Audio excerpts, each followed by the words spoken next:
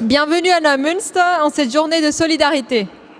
La fête du travail et des cultures, organisée conjointement par l'OGBL, l'ASTI, la STM et nous, Neumünster, sur notre magnifique site.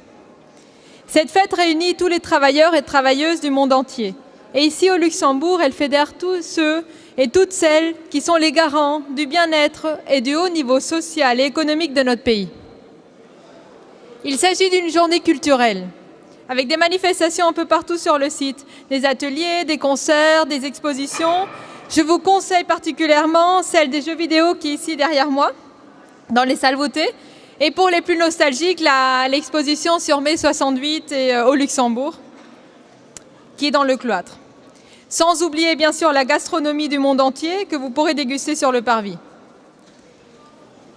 Tous les ans, nous espérons que le beau temps nous accompagne, mais même si le soleil a décidé de rester au sud de l'Europe, ou au moins la chaleur, ceci n'empêchera pas notre envie de faire la fête et de nous rencontrer avec respect et bienveillance. L'année 2018 est décisive, parce qu'il s'agit d'une année électorale. Les campagnes, même si encore inofficielles, battent leur plein. Suivons donc ceux et celles qui promeuvent un discours sans haine, le respect entre les peuples, antidiscriminatoire, de parité entre les genres et correspondant aux valeurs qui nous sont chères. Officiellement, la crise migratoire n'est plus un thème en Europe. Même si la guerre en Syrie fait toujours rage. Nos murs en Europe sont plus hauts que jamais, alors que les peuples continuent à fuir la guerre, le désespoir et la misère, parce qu'ils n'ont pas le choix. Ils risquent leur vie pour partir d'Érythrée, de Syrie, de Yémen, de Libye et bien d'autres pays. Aujourd'hui, 1er mai, nous serons 3000 à nous retrouver ici à Neumünster pour montrer notre rejet du discours de haine contre nos concitoyens et concitoyennes nés dans d'autres pays. Nous signalons notre refus des commentaires racistes sur les réseaux sociaux contre les demandeurs et bénéficiaires de protection internationale. Nous devons faire valoir notre droit de counter-speech et répliquer quand nous le pouvons. Nous savons très bien que nous sommes également toujours des étrangers, comme eux quelque part. Tout le monde est étranger, personne n'est illégal. Le terme d'illégalité pour un être humain n'existe pas, car les droits humains valent pour tous et toutes. Donc le droit à avoir une vie digne aussi. La solidarité envers tous et toutes doit être notre leitmotiv. Nous savons que nous devons agir ensemble, par la culture, la gastronomie, les arts, et avec des expositions thématiques, artistiques, des ateliers, nous aidons à la cohésion sociale. Nous interagissons. Ne participons pas au repli identitaire. Fêtons aujourd'hui et toujours notre grande force et ce qui nous démarque de tous les autres pays du monde, le multilinguisme et la multiculturalité au Luxembourg.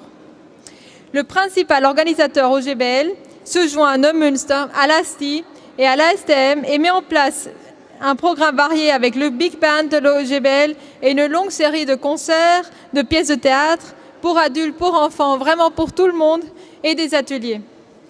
J'en profite bien sûr pour remercier nos partenaires, l'OGBL bien sûr, nos amis de l'ASTI et de l'ASTM, mais aussi à ceux et celles de l'équipe de Neumünster, garant du succès de cette belle fête.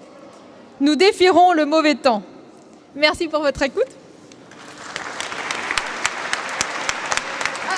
Et je passe la parole au président de l'OGBL. Chers amis, lors de mon discours officiel du 1er mai, j'ai appelé, au nom de l'OGBL, à ce que la Convention de Genève sur les réfugiés soit respectée en Europe et qu'elle cesse enfin d'être enfreinte. En 2016, 65 millions d'hommes, de femmes et d'enfants ont été forcés de fuir leur foyer. Un chiffre qui n'avait plus été atteint depuis la Deuxième Guerre mondiale. Chaque 113e être humain sur la planète est aujourd'hui contraint de fuir sa terre natale. Ils quittent leur foyer pour protéger leur vie face aux guerres civiles ou aux persécutions politiques. Mais ils quittent leur foyer aussi parce que leurs moyens de subsistance socio-économique ont été anéantis.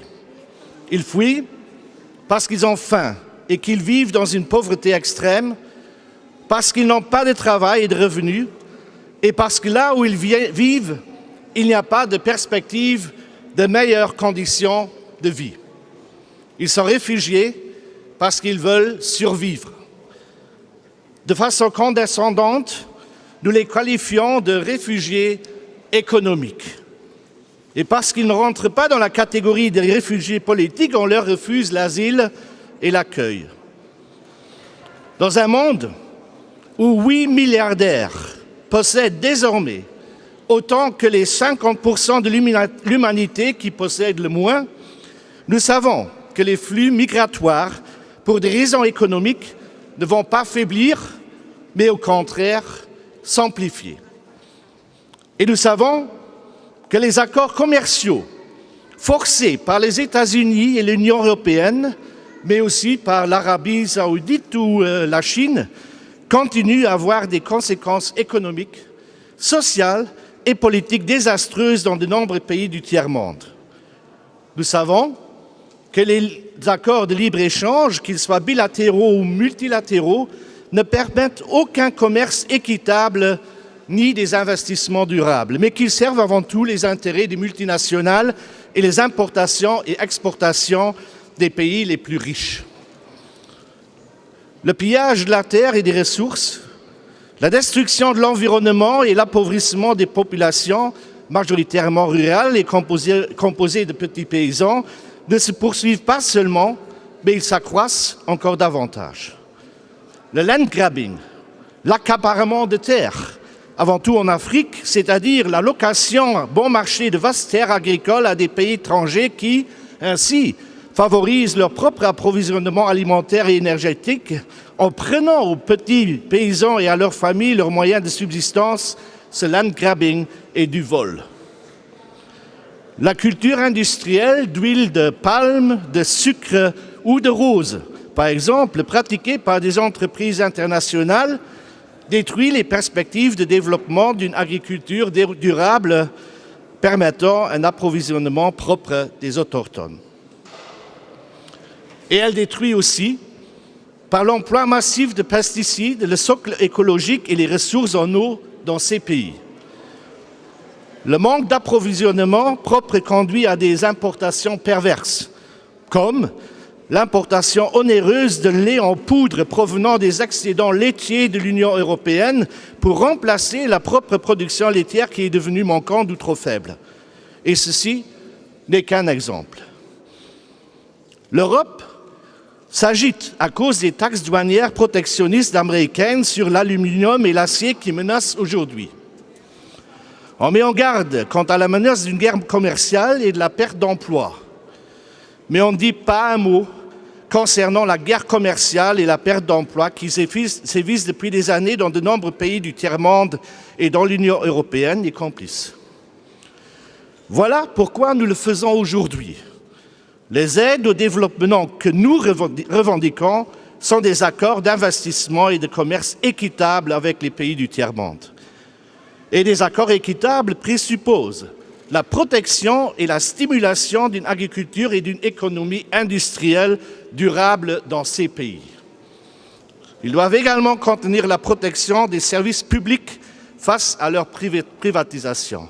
Et ils doivent mettre un terme à la surexploitation des ressources et de l'environnement. Il n'y a pas que les guerres et les armes qui font des victimes humaines. Le commerce injuste en fait aussi, et dans des proportions encore plus importantes. Les accords d'investissement et de commerce équitable sont les aides au développement qui empêchent l'exode d'êtres humains, qui aident à garantir et à construire les moyens de subsistance de centaines de milliers, oui, de millions d'êtres humains et qui les aident à se libérer de la nécessité inhumaine de prendre la fuite vers l'inconnu. Chers amis, aujourd'hui, nous allons vivre à nouveau avec les hommes, les femmes et les enfants de différents pays et de cultures, de différentes couches sociales et professions, de différentes générations et de conceptions du monde, une journée formidable, pleine de convivialité et d'échanges encadrés par un programme culturel, culinaire et de loisirs très riche et très bien choisi. Et avant d'ouvrir maintenant les festivités, je tiens, comme chaque année, à adresser des merci. Tout d'abord, au conseil d'administration du Centre culturel de rencontre Neumünster, qui, il y a 13 ans maintenant, a accueilli favorablement l'idée et le projet d'organiser en commun avec l'OGBL et avec l'ASTI et l'ASTM la fête du travail et des cultures. Je tiens bien évidemment aussi à remercier le directeur général et toute son équipe, les membres du personnel du Centre culturel. Ils sont toujours au rendez-vous et sans leur engagement exemplaire, la fête ne connaîtrait pas un tel succès.